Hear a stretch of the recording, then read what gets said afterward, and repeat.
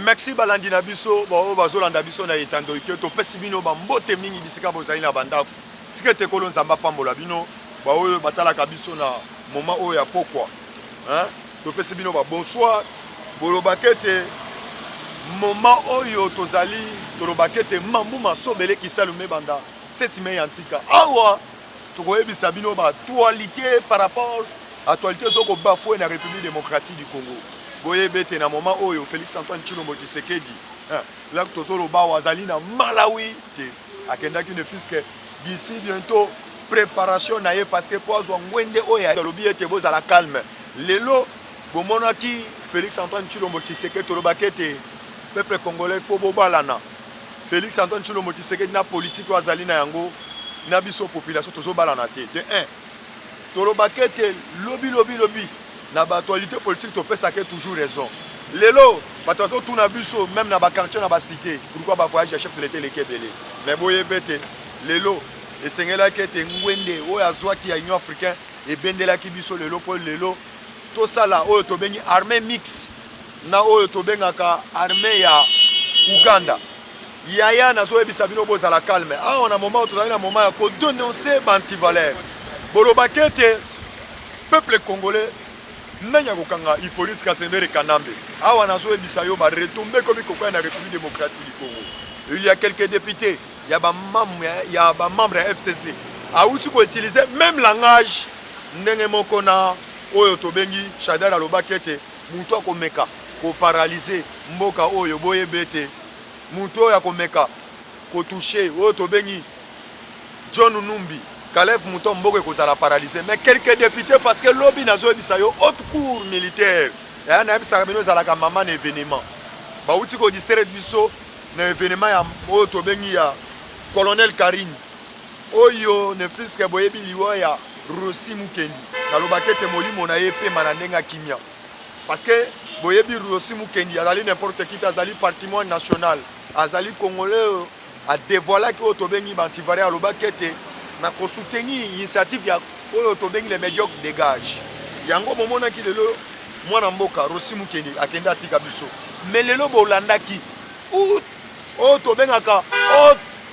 cour militaire ba uti ko déclarer te semaine prochaine balobi mardi to lobakete mercredi balobi ki mona mesu mercredi opesi mbwa boyi mercredi tozo ebisa bino yaya to koyebisa na ba juge mboka na biso boza la partie privée parce que l'air nazo lobawa congolais nyonso azozela oyo to bengaka événement du siècle et loko ko sauver même oyo to bengaka dignité na bino oyo to bengi banzuzi ya mboka na biso yaya nazo ebisa bino pona dossier ya to bengaka ete Hippolyte Kasembere Kanambe moto ya Congo na ndenga ki mukolu oya kana système pona ko boma biso ba congolais poeta luka moyen ne fiske poeta envahir biso na mboka na biso mais lelo bolandi procès na lobby muto distraire biso te parce que awa na minute tozali na ba président belé bazali awa ba koyebisa bino ba souma ya masolo ya actualité ozoleka na mboka mais nazo sabino peuple congolais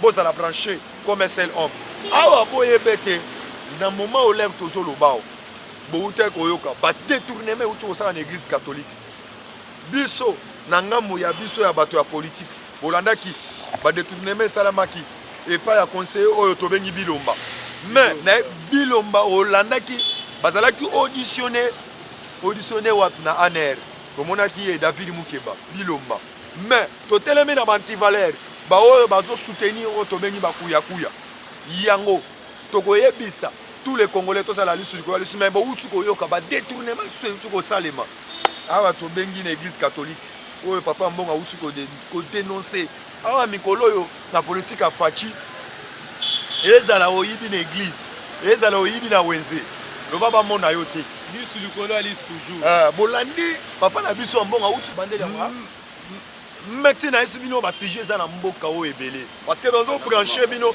na sala bino oyo to bengi ba flash parce que comment eza ya ko inda na moment o leo tozo lo bawa ebele ba continue banda bazolanda ba actualité o ezali o to bengi ba actualité ya mobondo alobaka awa na minute boza la brancher awa tozali na ba communicateur bazali ebele sala bazali ba envoyer biso na kata ville ya Kinshasa mais bezali na ba communicateur oyo moto na moto ko expliquer na lolenge ndenga zomonela par rapport à l'arrestation kala mingi te ba ABC Hippolyte Kazembere Kanambe akoya obi akoya te yango na tuni président Abdoul olobi nini na développement ya sujet oyo tobengi tolobi événement du siècle ya Hippolyte Kazembere Kanambe sujet tozi tobengi ya procès ya désespère eza sujet moko eza ya koinda puisque il faut toloba vérité chebe ya na bazana Joseph Kabila azalaki cité pas Paul Milambwe amarchaki ba moté alobaki ke commanditaire ya liwa na bango eza Joseph Kabila John Numbi azalaki un simple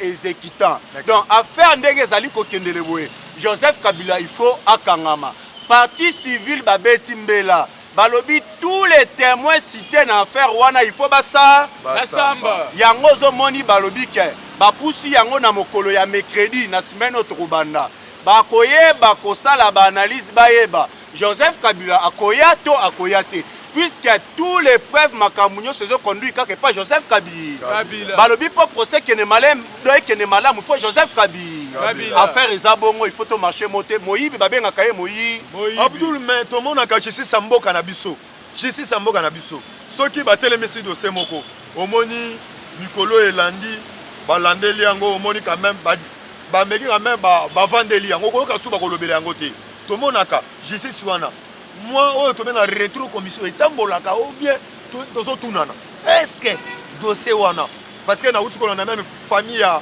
oyo to bengi ya Forbes Chebeya na bazana basengi oyo to bengaka est-ce que omoni Jessi na biso awa na yezo ebisa yo na Kinshasa peuple congolais loko la fête sa bonne année papa na yezo tuna yo est-ce que bako bengisa Kabila ndenge babengisa na justice exemple nga na kopesa yo eza exemple ya liwa ya Rossi Mukenzi Karina baraki Rossi Mukenzi o Joseph Kabila Matisa qui est grade pour yeba que justice ezosala musala lolenge sengeli Karine aza condamné à perpétuité donc ye akosala boloko à vie oyo babengaka condamné de mort donc boloko à vie elingi kolakisa que justice ezokende lolenge sengelaki Karine ntango bazwi bakondamné ye moko mituna lobi ah est-ce que ngane mba condamné ngai na zolota ou bien eza réalité ce qui veut dire que justice a commis kosala musala kitoko merci awa tozali na baintervenant baza ebele na moni oyo tobengaka Mbanza Gilembe mikolo babengo Fumuzu mais nazotuna yo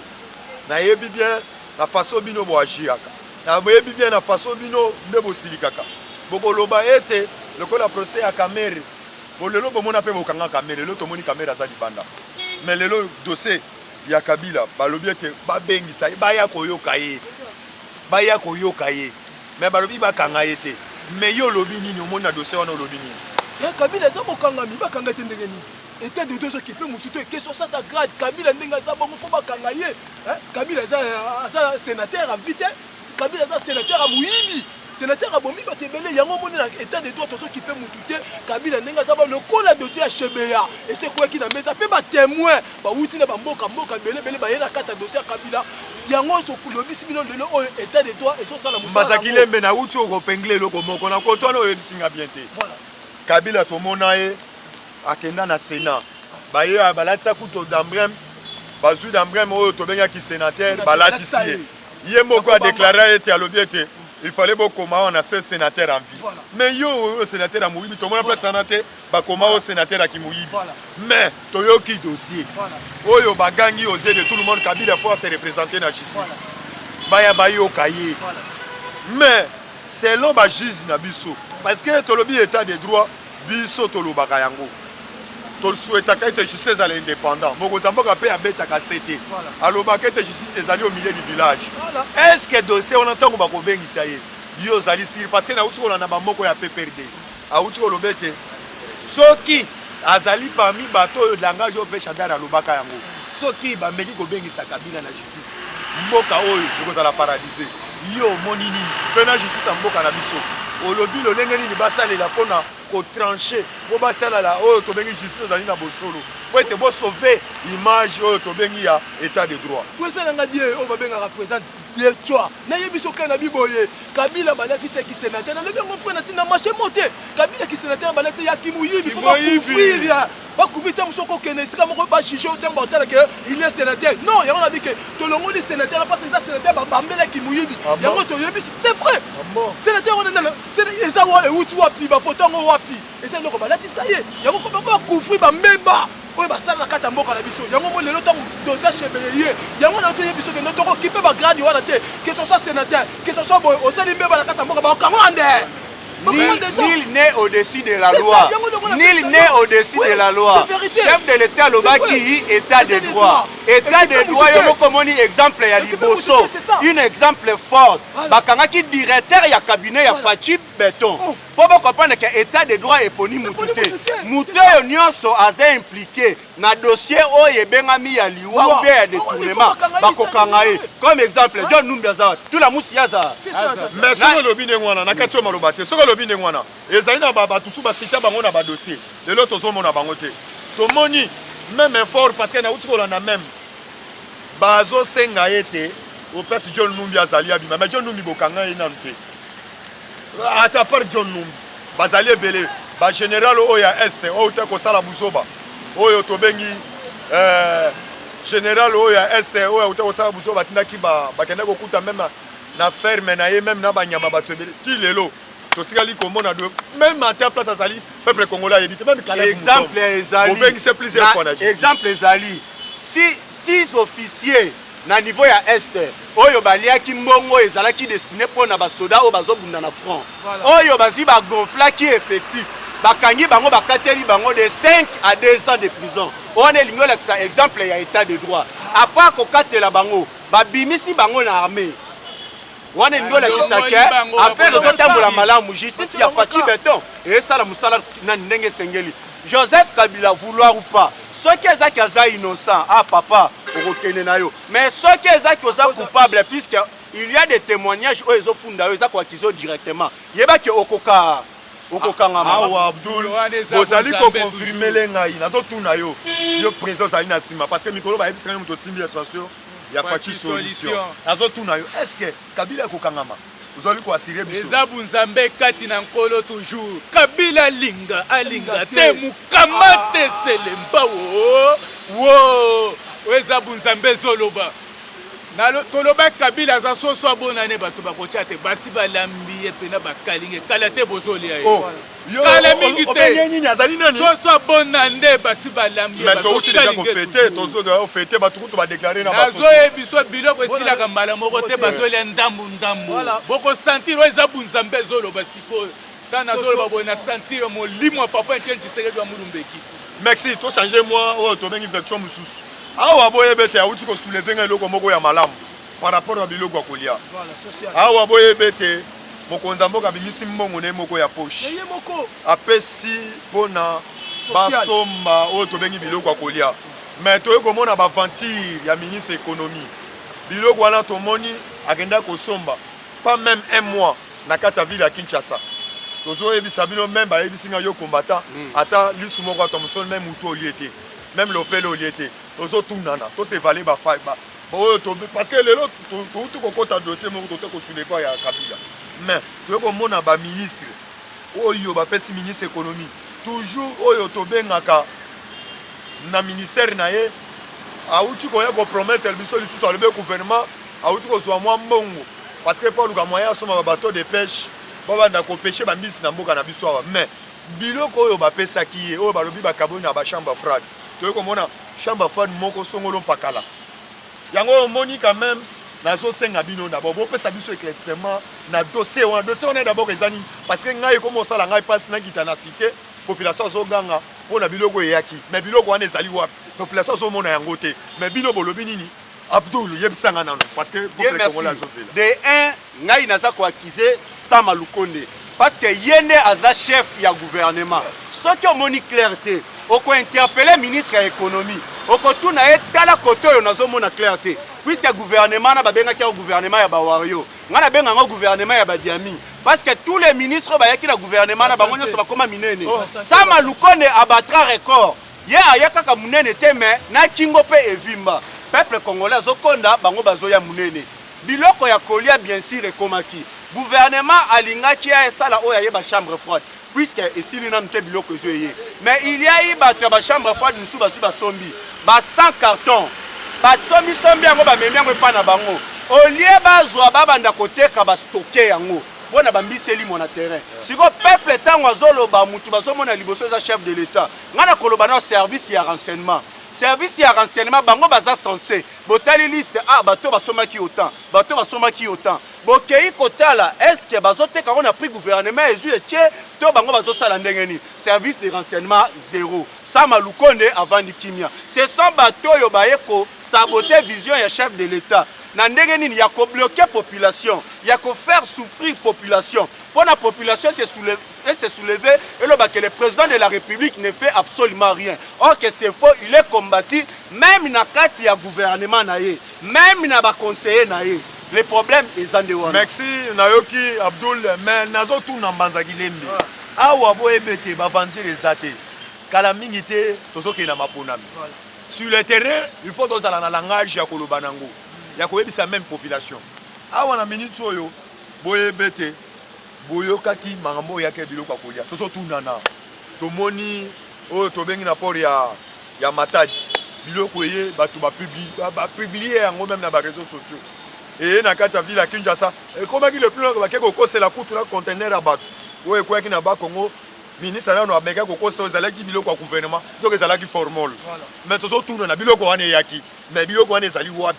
Population na cité zo lobete amoni biloko wana te to se valer ba face te place à koloba i to koloba i place à koloba o to koloba o vous avez na ko dévoiler anti valeur oyo bazo sala n'intérêt pour l'avancement ya mokozamboka te to uti ko la na même mokozamboka lobaki yango clairement mboko oyo ekufa bandakala les ali PSG oyo zotama na terrain mais to tuna yo nanu pona biloko kolia ministre économie a salini. Oui, que le président dit merci à Moutuna, tout dans le qu'on a vu, oui, que les haute trahison contre les peuples congolais. Les alliés haute trahison contre les peuples congolais, oui, Batona Bassani. Oui, que M. Sami Wana Lukonde, c'est le logement, le ministre de l'économie. C'est le logement, c'est haute trahison contre les peuples congolais. Est-ce que les Congolais allaient bien tirer? Si on a constaté ma casse, il a confronté un tel. Et c'est le Camerounais. Oui, ils sont salés 100 fois. Mais mukolomo ka soko bongisi mutako bongi akobosa na 99 wana adlimika mukolomo yo sadi eza lokola fati beto apesi mbongo na ye batu ba lia mais batu ta ba liete batu ta soko ba kobosa na likambo wana te komika mukolo election boy o ba loba na so ba décembre to lia to liete mais soko sa kosili eza kosa batu wana bazakile me na boite ministre économie bazakile me dozo to ke na bino malembe ko te na zo kanga bino na zo kanga rabino ministre économie alobi aformaki ba inspecteur oyo bakolandela oyo tobengi biloko ezalaki ya kolia bio eske ba inspecteur wana bazosala musala o mais nakosenga pe parti oyo tobengi ya Félix Antoine Tshilombo Tshisekedi musala nini bango babongisi sur le terrain pona ko soutenir baction ya chef de kolandela bato bazosala bien te abongisi nini parce qu'il y a des combattants oyo bazotelengana même na nzela les combattants bazolela du jour au jour mais bino oyo tobengi parti présidentiel parti bongisi nini kaka parti et monani kaka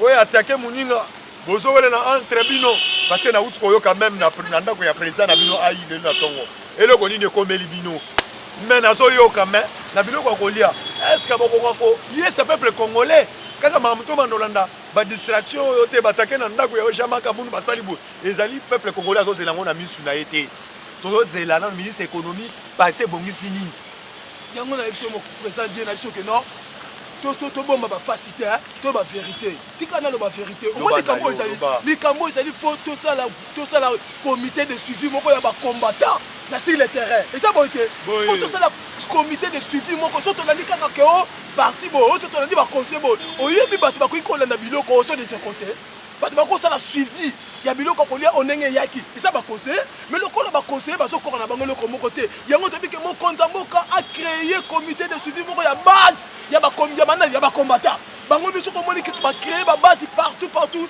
ya ko na biloko kolia même ata biloko kolia te même on dira ba point chaud na ba wenze na ba stade na biloko songolo boy par là mais so ba teka comité de suivi ba combattant tout va bien nous ce que marché malade président parce que quand ça présente la distraction ba conseiller wa pengo on se n'est pas non ba combattant de base la ba inspecteur ba conseiller nete biso to ni ba combattant parce que ba conseiller 300 yango comment ba salite mais 300 ba combattant ba so bunda merci ba combattant ba so dia Abdul Bah auto soulever point mon gars le point à ba conseiller. Merci. À ce point na ba potan boko taka. Point par point. Tout le monde en époque il y a Vital Kamere. Azalaki na système ko bengisa ba conseiller. Oyebe te conseiller na bisika na yo salini ni osalini ta azalaka di karba. Mais nazo tozolo bana actuel. Na utekola na même Guilé Nyembo. Papa na biso, papa Guilé Nyembo. Voilà. Oyo tolinga mingi. Parce que banda Ah. biso, nga na ko robete, nazali parmi ba combattants. Mais na minute on a tiré na journaliste. Par rapport au Yani, Guilé Nyembo na sera Kamere kuto banda kolia. Banda Guilé Nyembo akota biso ba combattant, tout le monde a parlé na biso te. Est-ce que na kosi nazo senga bino?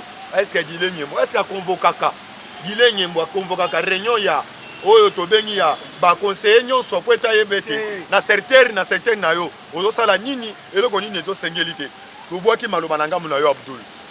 Bon, Guilé Nyembo papa na biso puisque ceux qui ont attaqué muto la kisite kozo yinae mais oza ko orienter abongisa sala malamu biso toza ba hypocrite te toza ba tumoko te basala ka badia lelo osali mabe te obanoyembela nous on n'est pas comme ça ceux qui mabe zali tolobaka Guilé Nyembo toza au courant te ata ya jour moko osalisa mo réunion mona ba conseiller olakisa bango orientation ba oba otambola mabe olakisa bango lelo tozi tomoni ba conseiller chef de l'état oyo baza censé ya koaider chef de l'état oyo ba conseiller bazalaka babenga bango ba héros dans l'ombre lelo biso to komana ba conseiller ba koma ba star exemple ndeti ya Vidi Chimanga oyo azwa tika musala ki conseiller comme boursier je viens d'apprendre une information qui m'a vraiment fait du mal donc et quand musinga salinga vraiment passé Vidier Timanga en étant conseiller, à comment un commerçant, pas un simple commerçant, mais un commerçant frappeur.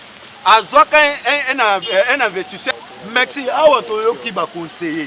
D'abord, tout le monde a qui lobby. Mon konzambo ka petit ça ba sans unique. Toloba. Quand ba conseiller tu vas créer ba problème na katsamboka. Lobby na Iveco. Cortège Jean-Marc Kabunde Zobima. Écoute un conseiller, yepe azali o to benya embouteillage. Bah ebise mon konzambo ka pekisa likamba sans unique. Il y a le bien Jean-Marc Kabunde na mona kiote. Ba militaire à Jean-Marc Kabunde. Après si bango oyo to benga instruction ba boto la arme. Il y a oyo to benga garde présidentielle. Ozo kana kata ville à Kinshasa ko benda les aliao. Toujours kana toujours ba conseiller. Omoni eloko wana ko yebisa yo. Ezali piège ba conseiller. Ba piéger parce que pour ba monaki Jean-Marc Kabunde à côté là qui Moïka Sange nandenga de voilà qui oyo to benga conseiller Bili Bilomba. Yaya Marcelin Bilomba.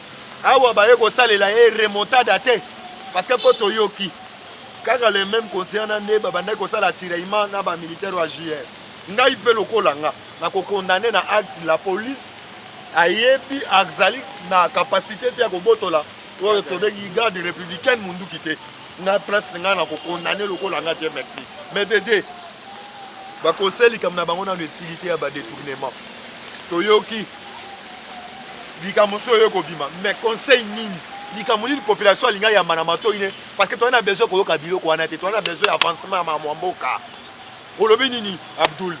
Bon kaya ba conseiller ezakama ko sali biso passé na ko pesa exemple ya Marcelin Bilomba Bilomba ko bozi boyoka ki détournement ya 14 millions oyo ezalaki destiné etonga sans école na sans hôpitaux oyo musala ezo salemi ndenge sengela kite na mbongo wana Marcelin Bilomba na explication za pesa ya lobike école moko zo tongi yango na $700,000 mais tandis que Jean-Marc Kabunde zo tongi école na Kinshasa na $350,000 na kati wana eza na ba bibliothèque mais tomoni déjà na kati wana clarté mais toyola na directeur général ya FPI abengisa ba Christophe Bosembe bazalaki wana oya top Congo bazwi bazalaki wana na sango na bosolo na politique azalaki wana alobi boye mbongo ezalaki débloqué eza 3,6 millions pona kaka 3 écoles na 2 hôpitaux mais gouverneur Aïe ya Kasai alobi eza lukuta directeur général ya FPI tika lukuta bolie mbongo oza corrompu makambo zoloba wana eza yango te owana esala biso parce que toyoki même na ba conseiller musu bakoma ba frappeur conseiller azui allié mbongo ya un investisseur canadien